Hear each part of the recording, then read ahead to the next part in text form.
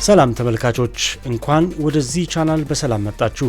ዛሬ የማቀርብላችሁ በ2026 ዓ.ም የወጣውን አስደናቂውን የአክሽን ትሪለር ፊልም ሼልተርን ሲሆን ከስኮትላንድ የባህር ዳርቻ እስከ ለንደን ድብቅ መንገዶች የሚዘልቀውን የሚካኤል ሜሰንን ታሪክ እናያለን። ዳይሬክተሩ ሪክ ሮማን ዎው ጄሰን ስቴተምን እንደ ቀድሞ የብሪታንያ መንግስት ቅጥር ነፍሰ ገዳይ አድርጎ ያቀርበዋል። ታሪኩ የሚጀምረው ከስኮትላንድ ውጪ በሆነች ገለልተኛ ደሴት ላይ ነው። ሚካኤል ሜሰን ከስኮትላንድ የባህር ዳርቻ ወጣ ባለች ደሴት ላይ ከውሻው ጋር ብቻውን ይኖራል። እርሱ ቀድሞ መንግስት የሚያሰማራው አደገኛ ገዳይ የነበረ ሲሆን ያለፈ ህይወቱን ሙሉ በሙሉ ትቶ ራሱን ከዓለም አግልሎ ለመኖር መርጧል። ህይወቱ በጸጥታና በብቸኝነት የተሞላ ነው። የሚመገበው፣ የሚጠጣው፣ የሚተኛው፣ ራሱን በቼዝ ጨዋታ የሚያዝናናው በዚሁ ጸጥ ባለ ደሴት ላይ ባለ መኖሪያ ቤት ነው። ሜሰን ለምን እንደዚህ ገለልተኛ ህይወት እንደመረጠ ለመረዳት ጊዜ ይወስዳል። ብላክ ካይትስ በተባለ አደገኛ የመንግስት የግድያ ቡድን የቀድሞ አባል ነበር። በአንድ ወቅት ከብላክ ካይትስ የታዘዘውን አንድን ኢራናዊ ሳይንቲስት ለመግደል ፈቃደኛ ስላልሆነ ከዚያን ጊዜ ጀምሮ በሽሽት ላይ ይገኛል። በየሳምንቱም ምግብና አስፈላጊ ዕቃዎችን የቀድሞ ጓደኛው የነበረ አንድ አሳጥማጅና የዚያ አሳጥማጅ የወንድም ልጅ የሆነችው የ14 ዓመቷ ጄሲ ናቸው የሚያመጡለት። ሜሰን በሩን እንኳ አይከፍትም፣ አያወራቸውም። ነገር ግን ጄሲ ስለዚህ ሚስጥራዊ ሰው ለማወቅ እጅግ ትጓጓለች። አነስተኛ ስጦታዎችን ትታለት ትሄዳለች። ነገር ግን ሜሰን እነዚህን ስጦታዎች ችላ ይላቸዋል። አንድ ቀን ጄሲና አጎቷ ከባድ አውሎ ንፋስ ባለበት ሁኔታ ለሜሰን ዕቃ ለማድረስ ይመጣሉ። ይህ ጉብኝት ሁሉንም ነገር ይቀይራል። አጎቷ አውሎ ንፋሱ እየጠነከረ በመምጣቱ ቶሎ እንድትመለስ አስጠነቀቃት። ነገር ግን ጄሲ በዚህ ጊዜ ሜሰንን ፊት ለፊት ለመገናኘት ወሰነች። ዕቃዎቹን ይዛ ወደ በሩ ሄዳ አንኳኳች። ሜሰን በሩን ከፈተ። ጄሲም ከዚህ በፊት የተወችለትን ስጦታ ደግማ ልትሰጠው ሞከረች። ብዙ ሰዎች አመሰግናለሁ ይላሉ አለችው። ሜሰን ግን በቁጣ ምላሽ ሰጣት። ዳግመኛ ወደዚህ በር አትምጪ አላት። በሩን ሊዘጋው ሲል ጄሲ በእግሯ በሩን በመያዝ አስቆመችው። አልፈራህም አለችው። ሜሰን በሩን ዘጋው። ጄሲ ወደ ጀልባዋ ስትመለስ ሞገዱ ጀልባዋን እያወዛወዘው ነበር። ብዙም ሳይቆይ የእሷም ሆነ የአጎቷ ጀልባዎች ተገለበጡ። ሜሰን በመስኮት ሲመለከት ሁለቱም ከእይታ መጥፋታቸውን አስተዋለ። ወዲያውኑ ወደ ጀልባ ማስቀመጫው ሮጠ። የራሱን ጀልባም ወደ ውሃው አወረደና ለማዳን ፍለጋ ጀመረ። ወደ ውሃ ውስጥ ጠልቆ በመግባት በአጎቷ ጀልባ ገመዶች ውስጥ ተይዛ የነበረችውን ጄሲን አገኛትና ከዚያ ከገመዱ ነፃ አወጣት።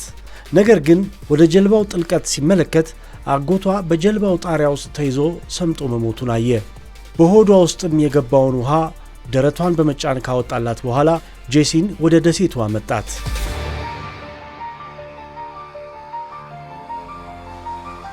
በማግስቱ ጄሲ ከእንቅልፏ ስትነቃ ቁርጭምጭሚቷ ቆስሎና በከባድ ህመም ተይዛ ነበር። ሜሰን ለተወሰኑ ቀናት እዚያው መቆየት እንዳለባት ነገራት። ስለ አጎቷም ስትጠይቀው መስጠሙንና መሞቱን ነገራት። ጄሲን በጣም አዘነች። ጄሲ ወላጅ አልባ ስትሆን አጎቷ ብቸኛ ቤተሰቧ ነበረ። ሜሰን ጄሲን በተቻለው መጠን ይንከባከባታል። የመስክ ሕክምና ዕውቀቱን ተጠቅሞ ቁስሏን ያክምላታል። ሁለቱም ያጡት ቤተሰብ አላቸው። ጄሲ ወላጅ አልባ ናት። ሜሰን ደግሞ ራሱን ከሰዎች ያገለለ ብቸኛ ሰው ነው። የጄሲ ቁስል በጣም አሳሳቢ ይሆናል። በትክክል ለማከም አንቲባዮቲክስ ያስፈልጋል። ሜሰን ከደሴቷ ወጥቶ ወደ ከተማ ከመሄድ ሌላ አማራጭ የለውም። ይህ ውሳኔ ከዚህ በኋላ የሚከሰቱትን ሁኔታዎች ሁሉ የሚለዋውጣቸው ውሳኔ ይሆናል።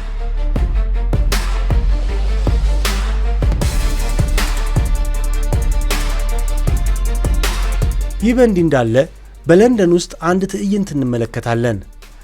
በኤም16 ከፍተኛ ባለሥልጣን ስቲቨን ማናፎርት ቴሃ በተባለ አከራካሪ የጅምላ ክትትል መርሃ ግብር ምክንያት በመንግሥት ምርመራ እየተደረገበት ይገኛል።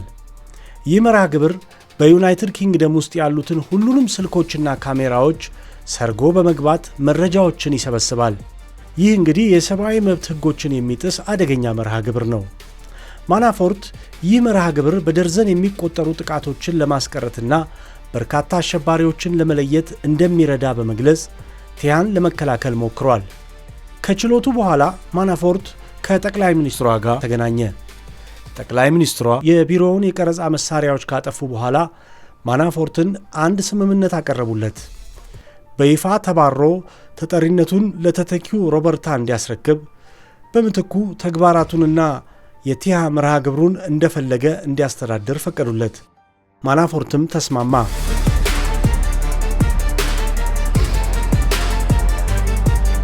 ሜሰን ወደ ከተማ የሄደው መድኃኒት ለመግዛት ነው። ነገር ግን ከፋርማሲ ውጪ ሲራመድ የመንገድ ላይ ካሜራ ፊቱን ቀረጸው። የቲያ ሲስተም የፊት ለይቶ ማወቂያ ቴክኖሎጂ ወዲያውኑ ማስጠንቀቂያ አስነሳ። በአስደንጋጭ ሁኔታ በማናፎርት ተንኮል ምክንያት ሜሰን በስህተት ቲሙር ቸርሞቭ የተባለ አደገኛ የአውሮፓ አሸባሪ ተብሎ ተለየ። ማናፎርት ሜሰን እንዲገደል የራሱ ምክንያቶች አሉት። ሜሰን ደግሞ የማናፎርትን ሕይወትና ሥራዎች ሊያጠፉ የሚችሉ ቁልፍ ማስረጃዎችን ይዟል። ማናፎርት ወዲያውኑ የኤም16ን ቡድን አዘጋጅቶ ቲሙርን ለማጥፋት ላከ። ባለሥልጣናቱ ስህተታቸውን የተረዱት በጣም ዘግይቶ ነው። ሜሰን የተላኩትን ወታደሮች በሙሉ ጨርሷቸው ከጄሲ ጋር በሽሽት ላይ ይገኛል። ማናፎርት የሚልከው በጣም አደገኛ ገዳይ ጄምስ ወርክማን የተባለ ወጣትና ስነ ምግባራዊ ባህሪያት የጎደለው ነፍሰ ገዳይ ነው። ፊልሙ ከዚህ ጊዜ ጀምሮ ወደ ሙሉ የሽሽት ትሪለርነት ይለወጣል። ሜሰን እና ጄሲ በስኮትላንድ ሃይላንድስ ውስጥ እየተሻገሩ ይሸሻሉ። ይህ የማሳደድ ሂደት የማያቋርጥና በጣም አደገኛ ነው። ሜሰንና ጄሲ ከአንድ የእርሻ ቦታ ከበባ የተረፉ ሲሆን ሜሰን ወጥመዶችን በመጠቀም ተከላከለ። በመቀጠልም ጥቅጥቅ ባለ ደን ውስጥ አሰቃቂ የመኪና ማሳደድ ተከሰተ። ከብዙ ግጭቶች በኋላ ሜሰን ለዘላለም መሸሽ እንደማይችል ተገነዘበ። አሁን ተመልሶ መሄድና ቤቱን ማቃጠል እንዳለበትም ተረዳ። ሜሰን ሊተማመንበት የሚችለው ብቸኛ ሰው የቀድሞ ጓደኛው ሲሆን እርሱም ውስን እርዳታ ብቻ ሊሰጠው እንደሚችል አውቋል። በዚህ ሂደት ውስጥ የኤም16 ምክትል ዳይሬክተር የሆነችው ሮበርታ ፍሮስት አስፈላጊ ሚና ትጫወታለች። እርሷ በማናፎርት ውሸትና ተንኮል ውስጥ መገኘቷን ተረድታ ከተቋሙ ጋር በታማኝነት በመቆምና የምታገለግለው ሥርዓት በጥልቅ መበላሸቱን በመገንዘብ መካከል ተዋልላለች። የእሷ ገጸ ባህሪ ለፊልሙ በጣም አስፈላጊ የሥነ ምግባር ልኬትን ይጨምራል። ወርክማን ሜሰንን ተከታትሎ ለንደን ውስጥ ወደሚገኝ የምሽት ክለብ መጣ። ሜሰን ምንም አይነት ከባድ መሳሪያ ሳይኖረው የሚገድላቸውን ሰዎች መሳሪያዎች በመማረክ ነበር የሚዋጋው። በአንድ የባህር ወደብ ላይ ሜሰን እና ወርክማን ጭካኔ የተሞላበት የመጨረሻ ፍልሚያ ያደርጋሉ።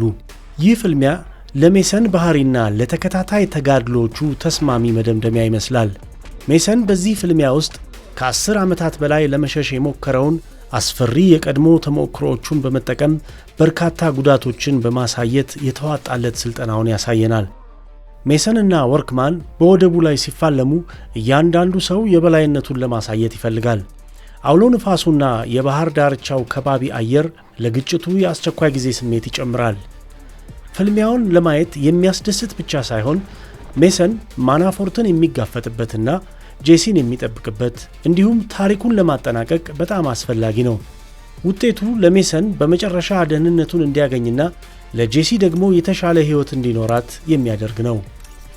በመጨረሻም ሜሰን የዛገ ቱቦ ተጠቅሞ በከባድ የኢንዱስትሪ ሰንሰለት የወርክማንን አንገቱን ሰበረው። ይህ ፍልሚያ ፍጹም ጭካኔ የተሞላበት ነበር። ወርክማንም በመጨረሻ ተሸነፈ።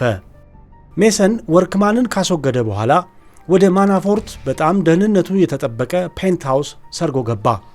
ማናፎርት እስከ መጨረሻው እብሪተኛ ሆኖ በአዲሱ የዓለም ሥርዓት ውስጥ ለሜሰን የሥራ ቦታ ለመስጠት ቃል ገብቶ ድርድር ሊያደርግ ሞከረ። ሜሰን ግን አልተከራከረውም። ማናፎርት በንግግር መሃል እያለ ሜሰን በቀላሉ ተኩሶ ገደለው፣ ምንም አይነት መልስ ሳይሰጠው። ከወራት በኋላ ጄሲ በስፔን አንድ ትምህርት ቤት ውስጥ እንዳለች እናያለን። አንድ መልእክትም ይመጣላታል። የመጣላትን መልእክት ፖስታም ስትከፍት የቼዝ ንጉሥ ጠጠር ታገኛለች። ይህ ቀላል ነገር ግን በትርጉም የተሞላ ነበር። ይህንን መልእክት ደግሞ የላከው ማንም ሳይሆን ሜሰን ነበር። ነገር ግን ዞራ ስትመለከት ሜሰን በቦታው የለም። የቼዝ ንጉሥ ጠጠር ጠቃሚ ምልክት ነው። ሜሰን በደሴቷ ላይ ብቻውን እያለ ራሱን በቼዝ ሲያጫውት ነበር። ንጉሡ የሚወክለው ሜሰንን ነው። ጠንካራ ነገር ግን በብቸኝነት የተከበበ።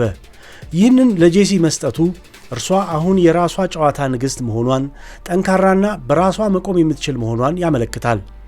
ይህ የመጨረሻ ትዕይንት እጅግ ስሜትን የሚነካ ነው። ሁለት የተሰበሩ ነፍሳት ለአጭር ጊዜ እርስ በርስ ተገናኝተው አንዳቸው ሌላውን እንደቀየሩ ያሳያል። ሜሰን ከአመጽ ሕይወቱ ሸሽቶ ነበር። ነገር ግን ሌላ ንጹሕ ሕይወትን ለመጠበቅ ወደዚያው ዓለም ተመለሰ። የጄሲን ሕይወት በማዳን ራሱንም አዳነ።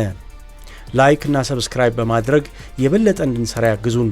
በቀጣይ ቪዲዮ እስክንገናኝ ቸርን ሰንብት።